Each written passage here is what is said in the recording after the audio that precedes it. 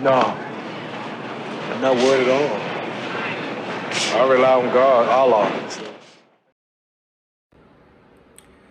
Bismillah, alhamdulillah, wassalatu wassalamu ala rasulillah. Assalamu alaikum wa rahmatullahi wa barakatuh.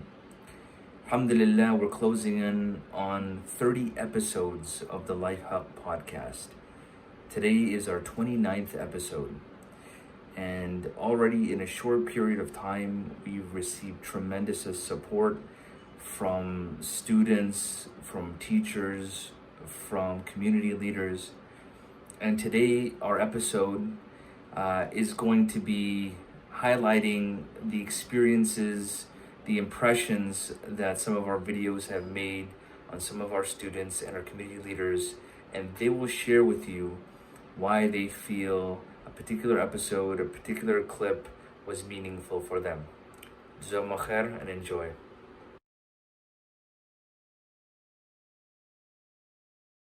Assalamu alaikum, Dr. Syed and my fellow Life Haqq Podcast listeners. I wanted to first say Jazakumullahu Khairan, Dr. Syed, for these wonderful podcast episodes. I'm actually in my car right now, and that's mostly because in addition to kind of listening to the podcast live, usually I listen to it also on my way to work. It's kind of nice because I'm able to get through usually an episode by the time I go back and forth from home, so it's really kind of nicely timed like that for me.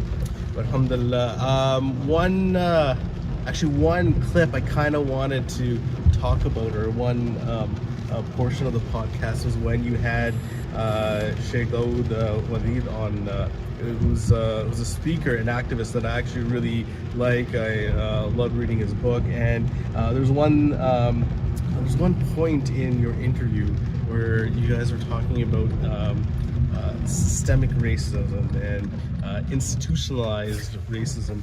And one of the things that I think I really appreciated was the fact that we kind of, I think most people inherently believe everyone is out there to do good. We inherently believe the goodness in others, and oftentimes we inherently believe in the justice of the systems that we're already living under, and so we automatically assume, yeah, the system's going to be watching out for me. But I think we don't realize sometimes of how the deck is stacked against us, how there are systems in place to keep us where we are, and it's hard sometimes to kind of see that because it happens in very subtle ways. So I really appreciated you guys kind of highlighting that, and it was something that I think that sometimes we forget about. Jazakumullahu Khairan. So one other news report I wanted to discuss with you, Sheikh, is the case with Ahmaud Arbery. Yeah. So this has recently gotten a lot of traction and attention. It occurred in February, though, so we're just getting more attention now because of a video that was leaked. For those of you who are not familiar, this was a young man who was just going out for a jog in Georgia, and two men, a father and son, Gregory McMichael, Travis McMichael, chased him down, gunned him down. The video was actually recorded by one of the men chasing him. So there was a second vehicle, and in that car was William Bryan, and he was recording that the video.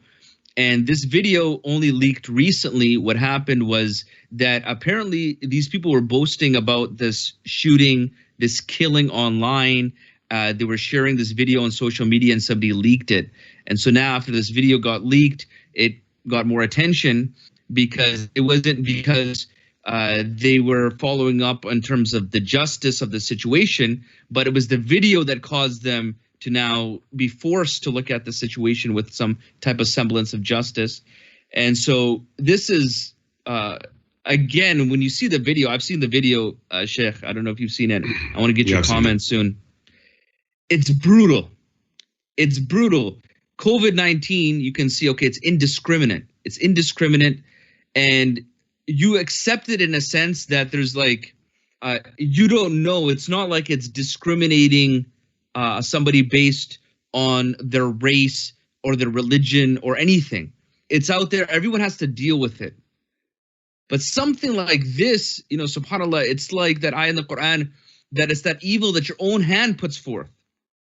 So we get this evil result by an evil that our own hands put forth that is easily avoidable. There's no reason to chase somebody down and gun them down and to be that brutal, especially with one of them being a lawman. He was an investigator for the district attorney for over 30 years.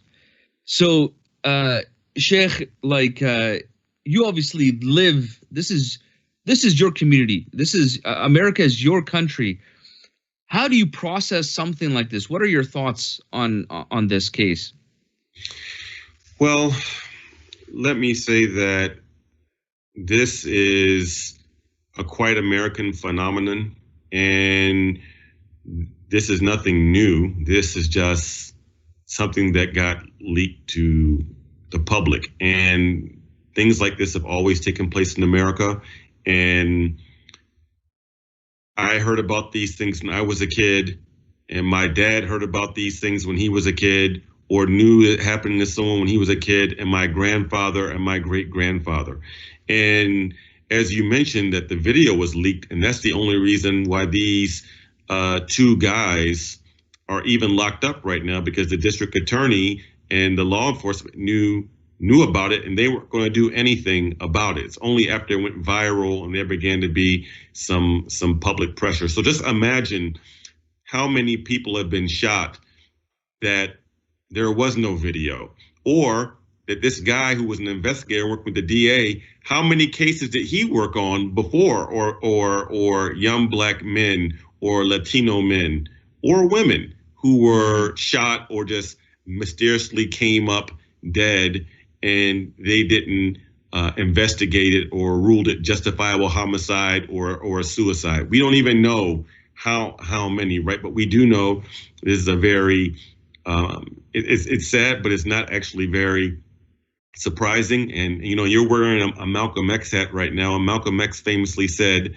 55 years ago, before his martyrdom, in February, 55 years ago, he said that people talk about down south, but everywhere south of Canada is the South in America, meaning something like this could easily happen in the state of Michigan, which borders Canada. So it's not something that's simply just down in Georgia. This is an American phenomenon. These people were civilians, but police do it all the time. And this one just happened to be caught on tape. And I would also say that it's not exactly a shoo-in that these two guys will be convicted, because Georgia is what's called a stand your ground state. So if these guys can convince a jury, especially if it's an all-white jury, that they felt scared and that he didn't stand still, because this is what the defense is, that he moved and they felt threatened, so they shot him. That if they can sell that to a jury, then these two guys will get let go, just like George Zimmerman got let go for killing Trayvon Martin. So it seems like the law is codified to allow for legal lynching. Yeah. No, you're right.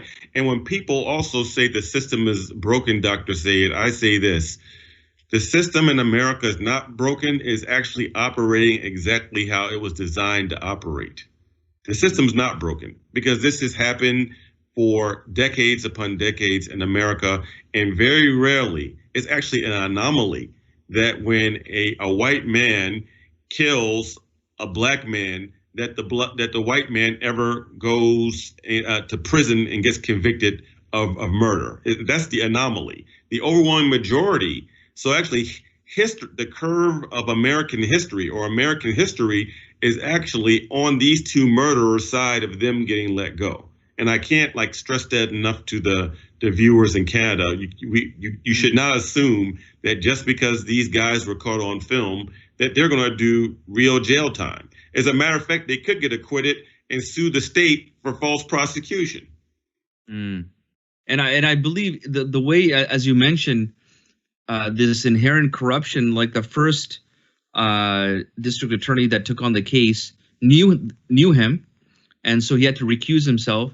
The second district attorney he gave his opinion on the case, saying that I believe it's self-defense. It was later found out that his son knew the son, so you knew the younger McMichael, and so then he had to. And then the third one, who took on the case, said initially, we can't try this case until June, where we can get a grand jury together, and because of COVID, we can't do that right now. Yeah. And so until this started getting a lot of traction, the video got out there. I think Sean King tweeted about this. They discussed it on the Breakfast Club. And so they generated all this intention. And a person, he mentioned, there was a tweet that somebody shared that said that, remember that they made this arrest not because they saw the tape. They made this arrest because we saw the tape. And so because there was enough attention being given, then they went and made this arrest. But who knows? It could just be a dog and pony show. I mean, we've seen this before so many times. I mean, when the New York Police Department choked and killed Eric Gardner, that was on video and that went viral. I mean, there's so many of these cases, right, where the police got acquitted. When the guy in Minnesota who had the gun license and he told him, I have my gun, it's right there, and they pulled and they killed him. And then nothing happened to that cop, right? That was like dismissed. And you have so many cases like this from civilians as well as cops where people get let go. And it's an unfortunate reality of living in the United States of America, especially if you're an African American.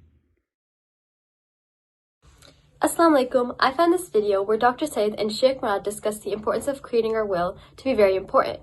One specific point that Sheikh Murad mentioned that resonated with me is how the Prophet ﷺ emphasizes the Sahaba to create their will and also to keep it near them, signifying its importance. Often, living here in Canada, we don't really think about creating our will. And often, as people living on this earth, we don't really think about creating our will.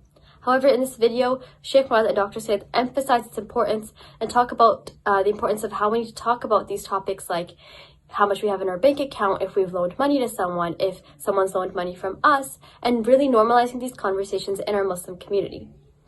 Truly, as Muslims, we don't know when we could leave this earth, and it's important that we create that will and put those measures in place. Inshallah, I hope you find this video as beneficial as I did. JazakumAllahu Khairan. So now, Sheikh, what are some practical things that we should be in preparation for? Because I think, again, a lot of it is in a materialistic sense, and I discussed this briefly with my previous guest on the last podcast. But I believe there are a lot of things that we should be talking about in a very practical sense. So obviously, the Jummah issue was one issue that was being discussed, and that was a very practical issue in terms of our ibadah as Muslims. It's part of our routine, and obviously we know it's fard. But what about Ramadan's going to be coming up? So what are some issues in regards to Ramadan that we should be aware about?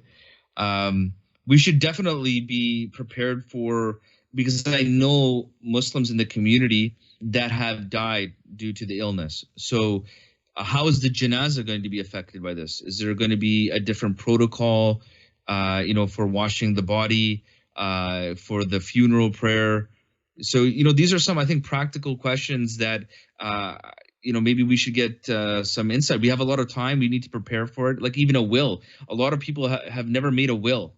There's nothing in regards to that. And we know the hadith of Rasul Sallallahu Alaihi Wasallam, the importance of making wills. So what are some ways now we can practically prepare for some of these issues? Because if not now, then when? When are we going to talk about them? When are we going to discuss this? When are we going to prepare for it? These issues are paramount, absolutely important, subhanAllah. And we tend to only think of them when a situation arises, when in fact it should be in our minds all the time. I'm talking about the will, the wasiyah. I'll start with that. As the Prophet ﷺ informed the companions to have their wasiyah, their wills, written and near them. وَصِيَّتَهُ مَكْتُوبَةً عِنْدَهُ. So it's right beside them. So the description over here, showing that this should be so close to you, near to you all the time, that it's an indication of how important it is, right? So one should do or go to that extra length of having it written, documented, and known to the family that I do have a wasiyah. That's the one problem from we've all experienced deaths within the family, subhanAllah, and sometimes when members of families pass away, it's known that there was a wasiyah, but where is that wasiyah? Allahu a'lam. People were searching in the house looking for it, and it's as if it was hidden in some nook or cranny. No one knows about it, subhanAllah. So that it has to be something that people know of. It's clearly written, and in a place where everyone can get to when the time is, when the time is upon them, subhanAllah. So the wasiyah, it should be there. Now the wasiyah, the will itself, we're looking at different forms of wills. You have the Islamic will, and you have the Canadian will. Islamic wills do hold up in the context of Canadian law as long as no one disputes it. So in terms of the divisions, I'm talking more about the Islamic laws of inheritance. When all the family is together and they agree to it, no one can say, no, it's all not happened. It'll occur exactly as written in the document. If there's a dispute that arises, that's when an issue may come up, and then they might take it back to the law and divide it in accordance to that. Allah understand. Anyways, the will should document any money that you owe to others. This is an important thing. People now, maybe on account of the economy, the situation, people might losing jobs, they have to document, I borrowed an X amount of money from so-and-so and so-and-so. And then clarify what he's given out. So if he's loaned something to someone, those things be documented as well. Also to indicate which accounts, bank accounts that the person has, what is roughly in each account, so that people wouldn't be stunned or shocked if there is something or there is nothing. I would also advise people in a time like this, and it should be from before, that they add someone to their account who would have access to the account, just in case that something does happen, there is someone else there that can open the account and distribute the money, who's a trustworthy person, distribute it properly in accordance to the guidelines of the Islamic law. So that should be something we shouldn't be debating about. It should have been done yesterday. So if someone has not done this already, they should do it. If you're asking, where do I get the Islamic will from? There are tons out there. Like I said, even if you don't use a certain document paper, just open up Word, write out these points, what you have, what you owe, the accounts, and put down the witnesses, and then they can attest to it. That piece of paper should suffice as long as there's no dispute. I don't think you can go to law offices right now because I think they're closed to an extent. Whatever the case, you can go about. There's a lot of work being done though through just teleconference or this type of software. But the problem is that in a legal sense, you have to be there in person, and I think that might be the restriction. I don't know if the legal system may adapt or change for this crisis, because a lot of things aren't changing. But I had a lawyer on just in the past episode. And, these are some of the challenges, is that, you need somebody like in person and witnessing it and so forth. Yeah, so, for the time being, you can take by the road I mentioned, just to document these things down so that no one's haqq would be lost and something owed to you would not be forgotten. Because when a person dies, the inheritance is everything they've left behind. And this is what I find really troubling, because I've dealt with a few inheritance cases here in the city, in Vancouver and Toronto, where the thought is the inheritance only includes what's in the account. No, it's every single thing the person owns, even the dishes in the house. Those are sold, assessed, and then the money taken from that added to the inheritance. And this is a thing that people find, I guess, troubling. That's all? I said, yeah, every single thing has to be assessed, added to whatever the man has in terms of the accounts, the monies, and cash on hand. All of that is assessed. And then from that entire amount, we would divide the inheritance accordingly, in light of what we have in the Quran and Sunnah. Assalamu alaikum wa rahmatullahi wa barakatuhu, Dr. Syed and all our viewers who are listening in to the Life Haqq Podcast. JazakumAllahu Khairan for all the amazing episodes that have been coming out so far. One clip that I wanted to mention and bring to everyone's attention, and this is something that when I heard this on the podcast, live and then later on when I saw the clip, it really stood out to me as an important lesson and an important, very relevant point for us as Muslims to know, especially in today's day and age, which can help us in so many ways. And so this is a lesson kind of mentioned by Sheikh Abdullah Hakim Quick, and it's a lesson learned from the Sahaba radiallahu anhu about a concept that he calls operational unity. And this is something that the Sahaba radiallahu anhu, they were able to emulate and do during their lifetime, and it allowed them to become successful, have an unprecedented level of success that's never been seen before in human history. And that's by, being able to put aside their differences, being able to work together, being able to accept the leadership of one another. It's not let their egos and things get in the way. So, this is something that I think is very key, very relevant for us to know today when we try to look for unity, when we try to standing up against injustice, against oppression, to establish, a place of peace, a place of community and a sense of ummah for amongst each other. And I feel like this is kind of a key lesson that we need to know in order to get there, inshallah. Ameen. So JazakumAllahu Khairan. Assalamu alaikum wa rahmatullahi wa barakatuh.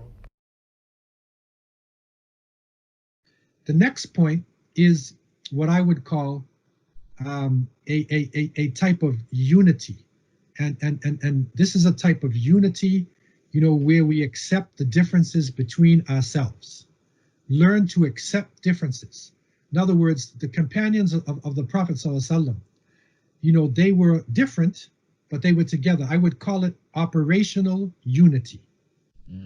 What is operate? Now, this is now, the bread, the meat and breads. This is the structure. What is operational unity? Operational unity is to be able to work with somebody who is slightly different than you, but you're part of the same group. In other words, if you look at how Muslims practice Islam, they focus on different aspects. Some focus on prayer, some focus on study, some focus on tabligh, they like to go out and give messages. Some focus on dhikrullah, some focus on calling to the good and forbidding evil. There's so many different ways, but how do you work together? I'll give you an example. In the time of the Prophet ﷺ, his companions were different types of people. And for instance, Khalid ibn al-Walid, right? He was a tall warrior. And but he didn't memorize much Quran because he accepted Islam late. So when the companions were, together and it's time for prayer, and they look around, if they saw Khalid, they look for somebody else because he only knows Nas and Falaq, and a few, different small chapters. Then they would look and they'd find somebody like Abdullah ibn Mas'ud. He's a thin Yemeni man, okay, but he's the master of the Quran. And so he would line up. They would line up. Ibn Mas'ud is the Imam, and Khalid and other strong warriors are now following a thin, small man, because in terms of the Quran, he's a giant.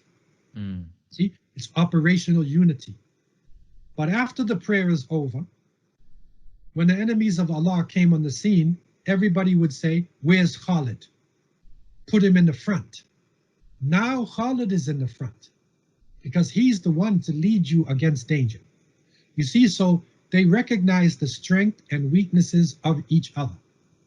And I have said this in gatherings, and some people looked at me like I was crazy. And I said, and I'm being straightforward. One time I was in the Jami Mosque. I was the Imam of the Jami Mosque for a while when there was only 2 masjids in Toronto. And we had the largest, gathering maybe in the whole country. And I was going in between all the groups and all the nationalities. And because I'm none of the nationalities, I'm none of the groups, people accepted me. And I saw the division, petty division. And I stood up one day and I said, I have to make it clear. Abu Hanifa was not a Pakistani. And people said, whoa, like what's wrong with him? Something's wrong with his mind. He was an Arab. Then I said, Imam Shafi'i was not a Somali. He was an Arab, because we wear our madhab like a national identity, not understanding that the Imams were students and teachers of each other. So this is operational unity, right? Being able to accept differences and still work together. Assalamu alaikum. This is a message to the Life Haqq team. Mashallah, you guys are doing some phenomenal work and some great content is coming out. I really wanted to share what episode is resonating with me the most, and actually that's the episode with Dr. Nadvi, specifically that clip of him talking about the sunnah of Allah subhanahu wa ta'ala and what that looks like today. You know, subhanAllah, the Quran just has a wealth of information. You know, some of the verses that we often connect with are perhaps the more explicit one, the ones that have more direct meaning, but that doesn't mean the Quran is void of a lot of deeper concepts and explanations of how the world works and many deeper concepts are explained and shared in the Quran that oftentimes when we read those verses as laymen, we might not benefit from the entire meaning from it. But having Dr. Nadvi, mashallah, who has just a wealth of information and such a deep understanding, going into those verses the way that he did, subhanAllah, was really profound. And he connected a lot of what's happening in the world today to those verses that, subhanAllah, I read, but I've never understood them in the way that he was able to connect them to these real life situations. So mashallah tabarakallah, that was quite phenomenal. It was a really solid Imaan-based response to the question, and I feel like it wasn't an explanation that was limited to Muslims. You know, that's another thing, subhanAllah, when we look at the Quran, sometimes we feel that this is only a guide to the Muslims, but the way that the Sheikh and Dr. Nadvi, he responded to that question by Dr. Syed ibn Iqbal showed how Islam is truly universal for everyone, and he did an amazing job to answer that question, and I felt like that clip connected with me a lot. So JazakumAllahu Khairan, keep up the amazing work that you guys are doing. May Allah subhanahu wa ta'ala bless it, and looking forward to many more episodes that are coming out, inshallah. Assalamu alaikum. So are there other sunnah that we can see in the way that Allah subhanahu wa ta'ala deals with us that we should make note of? And also, what is the sunnah way to successfully come out of this? Yes, Allah subhanahu wa ta'ala, He gave in two ayat in different places of Quran. He says when we give control of universe to human being, right? And when they are slipping from us, so we give them warnings, different warnings, right? One warning is coming by giving some kind of, some hard time, some kind of, for example, losing something, some kind of losses and so on. So Allah subhanahu wa ta'ala said, when they do this thing, we send for them some reminders, warnings. And our purpose is we want to see them back. We want to see them come back, right? But Allah subhanahu wa ta'ala said, those who lose this opportunity, right, and they ignore warnings, what Allah subhanahu wa ta'ala said, حَتَّى إِذَا فَرِحُوا فَتَحْنَا عَلَيْهِمْ أَبْوَابَ كُلِّ شَيْءٍ, when they become happy with their own lifestyle and they forgot what they are reminded, so Allah subhanahu wa ta'ala, we gave them everything in abundance. We opened every kind of opportunity in dunya. But what happened? حَتَّى إِذَا خَزْنَاهُمْ بَغْتَةً, then we grab them in a second, right? And they are not able, for example, to correct themselves. So actually the sunnatullah means what? Two things. One of is law of nature, right?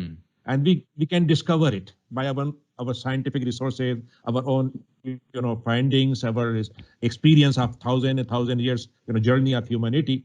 This law of nature is available for us. But mostly we ignore another part of law of nature, which is law of morality. Law of morality is an eternal part of rise and fall of human journey, human generations. Mostly we think that any nation, they got rise because they have a good army, they have a good resources, right? They have good leadership, and they got down when they lost these things. No, Allah subhanahu wa ta'ala said, no, this is not the reason. The reason is that when they really disconnected with their moral life, right, then the rise and fall issue started. So Sunnatullah is actually mostly, if I translate Sunnatullah in English, I will say law of nature plus law of morality. Both things, and law of morality is only available by our revealed knowledge given by Allah subhanahu wa ta'ala to Anbiya. The prophets are the source to explain to us what is the morality and how we follow it. And our problem is our time that we actually become reluctant to go to guidance of Allah. We think our science is enough for us, right? So we are following half of the gift of Allah, but we are ignoring the best part of gift, which is given by Allah subhanahu wa ta'ala in morality.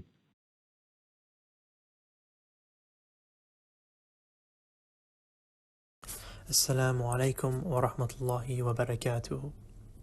The following reflection has been sent in by Sister Annie for her clip suggestion. This clip describes what Sheikh Abu Tawbah went through during his wrongful conviction, his time in prison, and the goals that he created for himself while in prison and his accomplishments thereafter. I specifically chose this clip because of the great passion, love, and resilience the Sheikh displayed for Islam during such a trying period in his life. They had taken his mushaf away, yet the Quran was provided to him through his family, students, and friends in the form of letters. How he would cling to the verses sent to him is something that warms the heart. His attitude of acceptance, gratefulness, and sheer appreciation for Allah subhanahu wa ta'ala has blessed him with is an excellent example of when a heart is attached to the Quran and the Sunnah. It becomes humble and appreciative of all of the blessings upon it. His drive to learn the 10 qira'at is simply amazing. Despite what he has gone through, he made a life goal for himself and then accomplished it after he was out of prison. That truly shows the resolve a person can have if they are truly committed to what they aspire to be. I personally connected to this clip as I am a strong believer in goal setting and working hard to achieve what you are set to do. I am awestruck by his passion for the deen and his determination to move forward even in the most difficult of times. JazakumAllahu Khairan.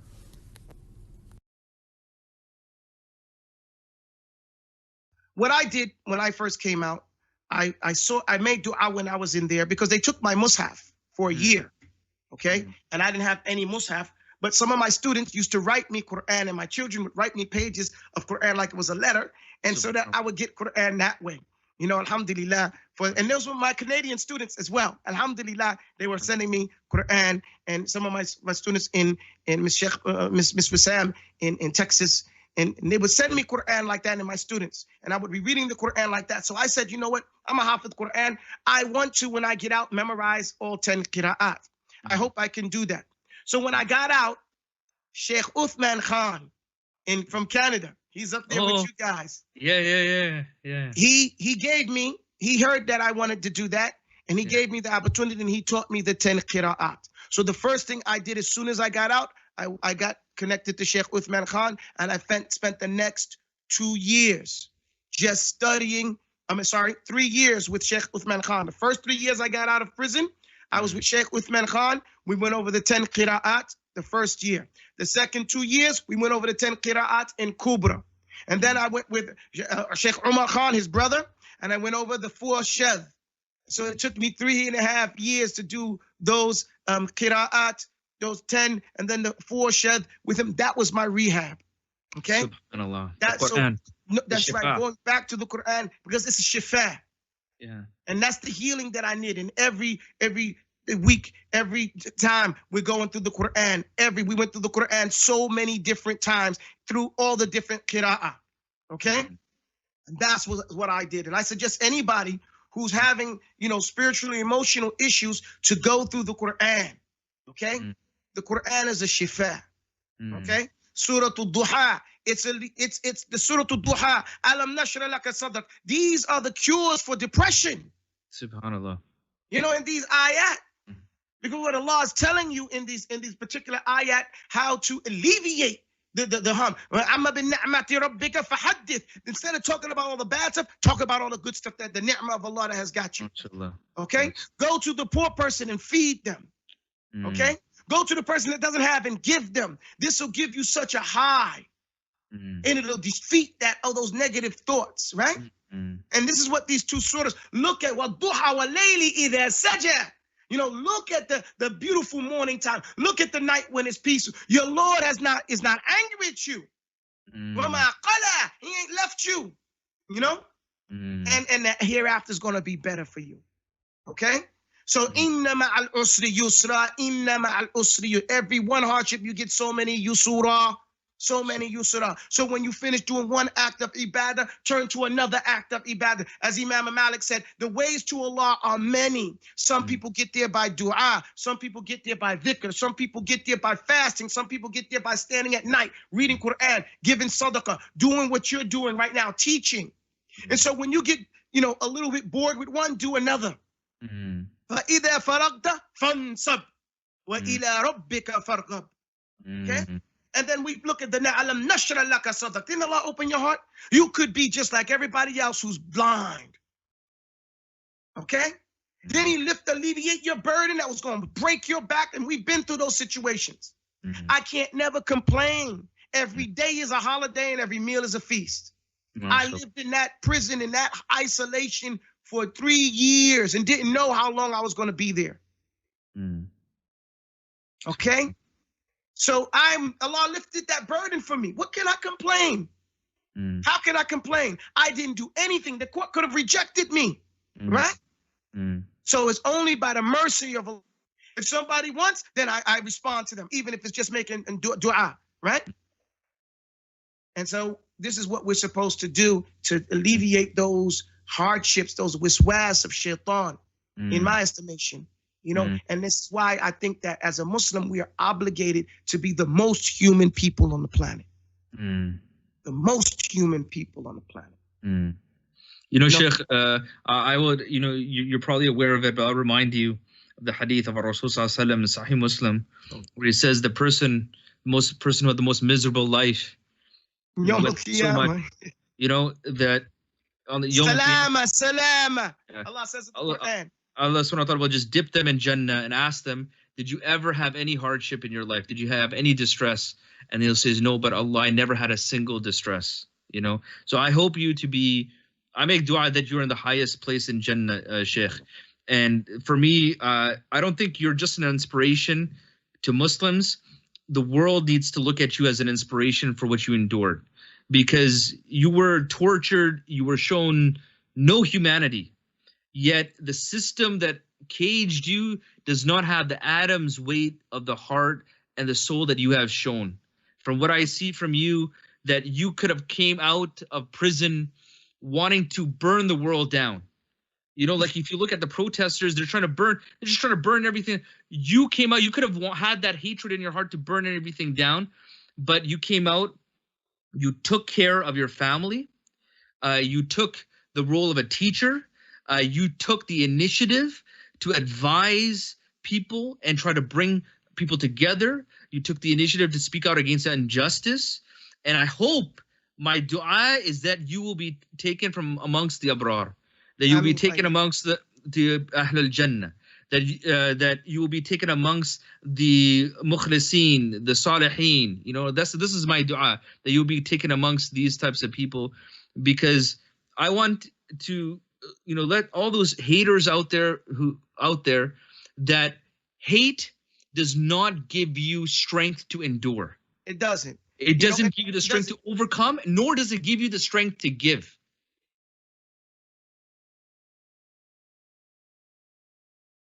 The next clip we have for you today is one with Mime Medley. I found it particularly powerful because it really talked about the importance of linking our role in the world today as da'is and what our relationship with Islam should be, particularly the point about us kind of going into this property dealership with Islam, where it's like us versus them, we think we're better or you think you're better. I really appreciated that, because it's about deconstructing and going back to the fact that Islam is for everybody, Allah is for everybody, and that we shouldn't be, trying to put inferiority and superiority levels into humans. And the other piece that I really appreciated was this greater allegory for the world, the fact that, those with bad products are really good sellers and those with good products are really bad sellers. And I think that's particularly powerful because it really teaches us the way that the media distorts things and the fact that those who are the oppressors are shown to be saviors of humanity, even though they do not have anyone's best interests at heart. Anyway, he explains it much more eloquently than I could, so please take a look at the next clip. Second problem which happened, that most of the time Allah subhanahu wa ta'ala, when he reminded Bani Israel, he said, you have two duties. The first duty, you are chosen people, right? Appointed people, but you have two duties. One thing, you do only worship to me alone.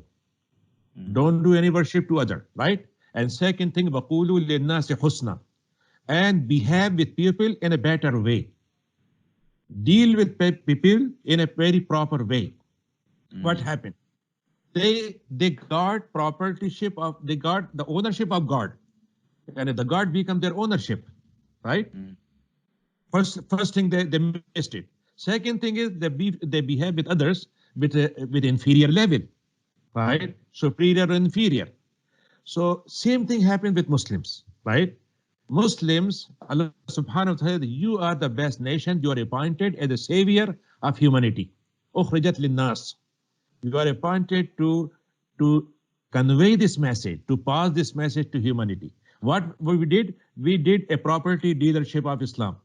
My Nabi is mine, right? Quran is not mine, right? And Arabic is my language. And for example, Deen is mine, right? So what happened? We disconnected with the world. This is one thing. Second thing is that the history, of course, we have always different kind of phases of history, right? One time, alhamdulillah, we were very, very, for example, victorious, and we were serving Islam and Muslim and humanity, right? But other time, for example, we become weak. So we lost our leadership for humanity, right? Other power came in front, and we have a different kind of, phases with them, fighting, killing, or whatever. But I can say you, this is the first time in history, Muslims are capable to play the role of da'i. Not for example, warrior, not for example, fighter, not for example, enemy. No. So when you do dawah, you need three things. First thing, you know what are you presenting, right? The material of dawah. Suppose I'm selling some fake thing, it will not work. I supposed to have a good stuff to present people, right? Second thing, my attitude supposed to be as a da'i. I supposed to be well-wisher, right? And I win the trust of people, win the heart of people. Yes, this person is selling something good, and I want to buy from him, right?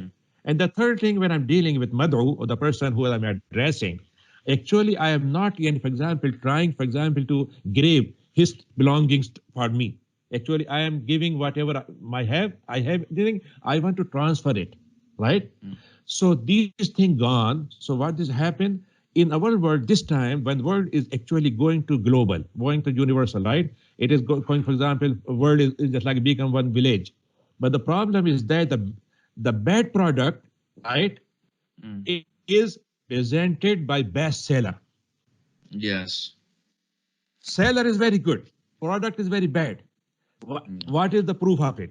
Proof is that those people who are actually teasing, those who are, for example, taking everything from the pockets of people, they are well-wisher, right? They succeed to prove that they are well-wisher. We are serving you. We are your servant. Yeah, democracy means you are the power. You elect us. And for example, you do what you want, right?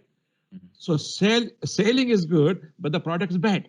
The Muslim's problem is that we are still hanging between me and you, right? We and mine. Yes. We supposed to change this kind of understanding, and we supposed to win the heart of people. Otherwise, we have a best product for humanity. Best product, right? Yes. But only thing is we are not succeeded to present it in a good way. Assalamu alaikum wa rahmatullahi wa barakatuh. Dr. Syed, hope you're doing well. This is your brother Omar, and you're a die-hard Life Haqq fan. Asking a special request to highlight that clip that spoke about symbolism in our deen.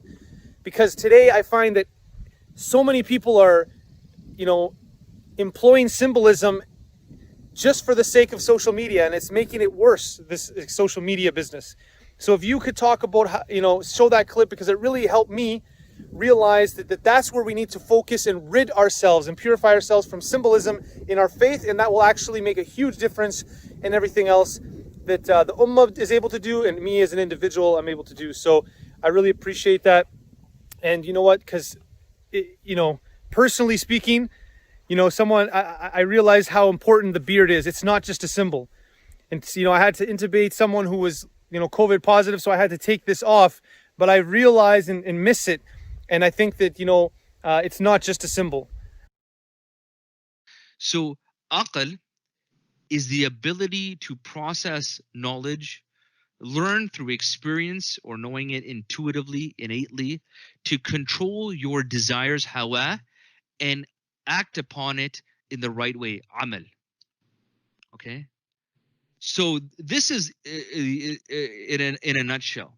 And so there is a big difference between knowledge.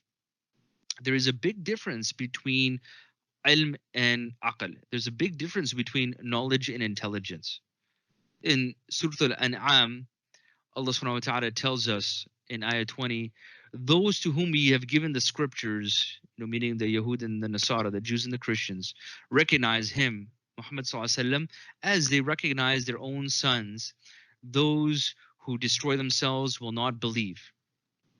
So Allah is telling us that these people, they recognize the truth from the Messenger sallallahu alaihi wasallam. And there were many who recognized the truth. The Safiya bint Huyay al-Akhtab, she speaks about her father, Huyay ibn Akhtab, who recognized the Prophet. And he was speaking with his brother, her uncle, and he was asked, is it him? Is it the Prophet? Yes. But he's going to be our enemy till the end of time. We're going to be against him. We recognize him to be the truth, but we're going to be against him. So he had the knowledge, his scriptures foretold about Prophet Muhammad sallallahu alaihi wasallam, but he could not rein his, because intelligence, what did we say, is to rein in your desire. You know why? Because the Prophet came from the Arab and not from the Yahud, so we can't follow him. Similarly with Abu Jahl. Abu Jahl's original nickname used to be Abu al-Hakam. The father of wisdom, the father of intelligence. And he became the father of ignorance. Why? Because when it was asked by him, do you believe he's a prophet? Yeah, he's a prophet, but his tribe, listen, they have taken over the responsibility of covering the Kaaba. They've taken the responsibility of Dar al-Nadwa, like the council of the banner of war. They have the privilege of that. They have the privilege of providing for the pilgrims. We're not going to let them have the prophet. Now they say the prophet is from amongst them. No, we cannot have that because of tribalism. And so this is what happens to us, is that you lose your way when you don't act upon the truth. You lose your way if you don't act upon knowledge. And similarly, you lose your way. You are unintelligent. You lose your aql if your knowledge becomes symbolic. If it becomes symbolic. Allah subhanahu wa ta'ala tells us in Surah Al-Jum'ah, so chapter 62, ayah 5 in the Quran, the likeness of those who are entrusted with the Torah but who subsequently failed in those obligations is the likeness of a donkey, كَمَثَلِ الْحِمَارِ يَحْمَلُ أَسْفَارًا. So the likeness of a donkey who carries books on its back. That's the likeness, is that when your deen becomes symbolic, it doesn't benefit you. Knowledge, when it becomes symbolic, does not improve your intelligence. When it becomes symbolic. It's like, for example, a medical doctor who tells his patients that you need to have a good diet, a healthy diet, avoid eating foods that are harmful to you, and he himself doesn't do it. He or she doesn't follow that advice, then is that a person who's intelligent? They have knowledge. They're like a donkey carrying books on their back. And us as Muslims, are we intelligent? Do we have intelligence? Do we have intelligence? Are we intelligent people? We have deen, we have Islam, but why are we not benefiting from Islam? Is it because our knowledge has become symbolic? Are we unintelligent? Do we have the knowledge of the Quran? Do we have the knowledge of the Hadith? Do we have the knowledge of generations of ulama? Yet these are just books that we are carrying on our back, just as a donkey would carry books, unknowingly what knowledge is within on that donkey's back. Assalamualaikum warahmatullahi wabarakatuh, Dr. Syed and our Life Haqq viewers. One of my favorite things I gotta say about the podcast is that everything is viewed through the lens of our beautiful deen. It's not about appearing or trying to be woke, but truly looking at issues of today, a lot of social justice issues, from our very essential Islamic filter. That's why this is one of my favorite Life Haqq clips. Sheikh Yafa talks about the fallacy of, quote, reverse racism, and he uses not only his professional experiences, but some striking analogies and examples to really convey how reverse racism basically doesn't exist, particularly on a systemic level. He also talks about the very real impacts, the physical impacts on the body of intergenerational discrimination and trauma, which I found was very, very, very striking and interesting, and awful, really. And that's kind of why this clip really spoke to me, because it really gives a very important perspective on the roots of systemic racism, and really allows you to think about the importance of understanding history and the structures that have built the current systems that we have in place, and how even now, when there's very tiny steps being taken to try to repair some of the inequities of the past, people often incorrectly view it as racism towards the dominant group. I really loved the use of analogy of the race, which you'll see in a second, and just really like a lot of the statistics and the research, particularly, like I said, around the physical generational impacts of discrimination. These are really telling of how deeply rooted these issues are. So really, I think this clip is a message that everyone needs to hear, particularly so we don't fall into the trap of some of these silly concepts like reverse racism. And just seeing that interaction between Dr. Syed and Sheikh Yafa, talking about these really important matters from an Islamic lens, ties it together so nicely. So take a look.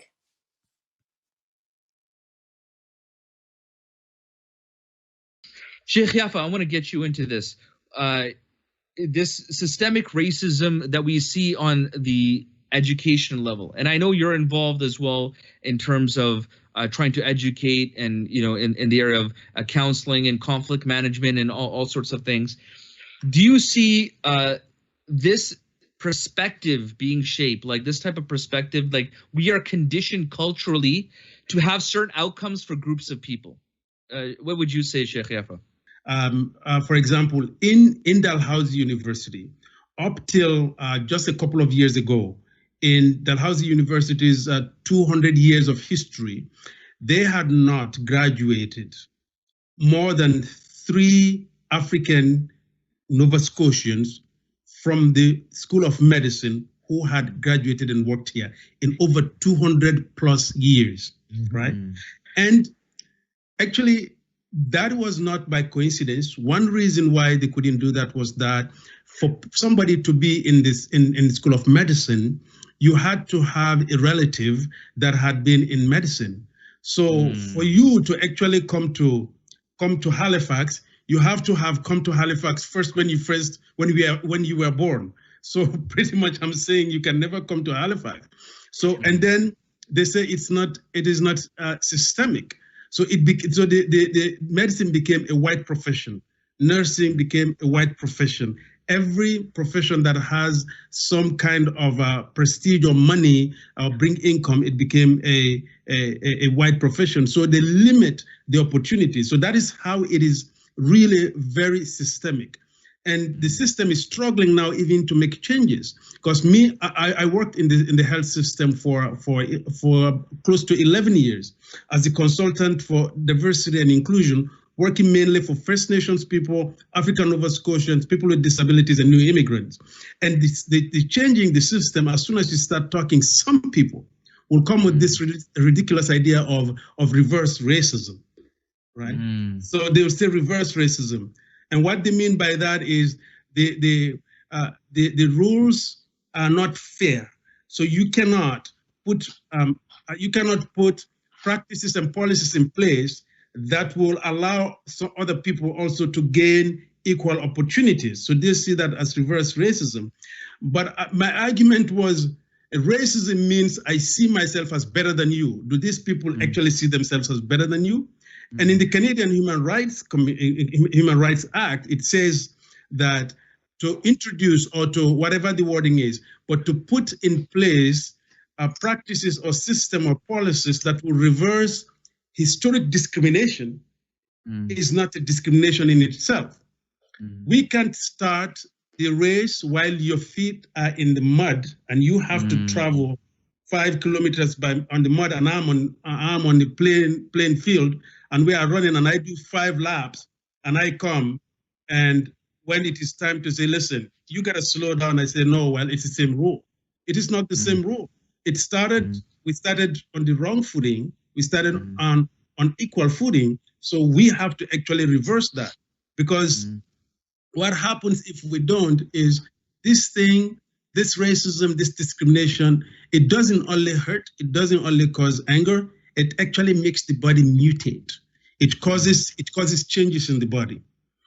There was a documentary that was recorded in the United States, and this is really telling. They found that women who migrate from Africa to the United States and give birth to children, their birth weight and their health is as good as any white woman's child or any healthy child. But the women who were born in the United States that have gone through centuries of and generations of discrimination, generally their babies are lighter, are less healthier. And the only variable they could find is these women that came from Africa, which is supposed to be stereotypically poor and have nothing, the only variable is they never went through the extensive and lifelong discrimination that the ones that were born in the United States went through, right? So something has happened to the body of these people, these women, these poor women who grew through racism, fighting it, this microaggression every day, wondering what somebody is going to say about you. But it's even telling than that the children of these African women, the continental African women, their children having gone through racism from childhood, when they give birth to children, their children have the same defect in general as the ones that have gone through historic racism.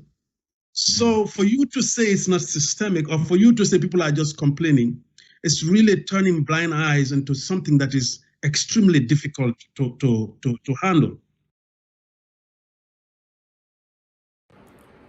JazakumAllahu Khairan for all of those who've shared their reflections on the Life Haqq Podcast.